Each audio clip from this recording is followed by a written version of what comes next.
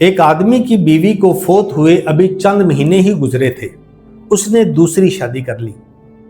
एक दिन उस आदमी ने अपने 8 साल के बेटे से पूछा, बेटा तुम्हारी पहले वाली मामा ज्यादा अच्छी थी या जो नई मामा आई है ये ज्यादा अच्छी है?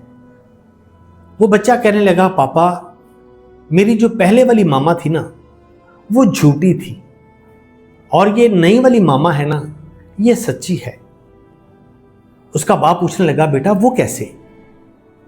बेटे ने कहा कि पापा जब पहले वाली मामा थी ना, जब मैं कुछ शरारत करता था तो मामा कहती थी, बेटा अगर तुमने अब शरारत की ना मैंने तुझे कभी खाना नहीं देना। लेकिन जब खाने का टाइम होता वो मुझे गलियों से हमसायों के घरों से ढूंढ के ला के जबरदस्ती खाना खिलाती थी। पापा वो झूठी थी। लेकिन ये जो नई मामा है ना, कल मैंने एक शरारत की थी और मामा ने कहा कि बेटा अगर तुमने अब शरारत की ना मैंने तुम्हें खाना नहीं देना। पापा मैंने कल से खाना नहीं खाया, मैं अभी तक भूखा हूं।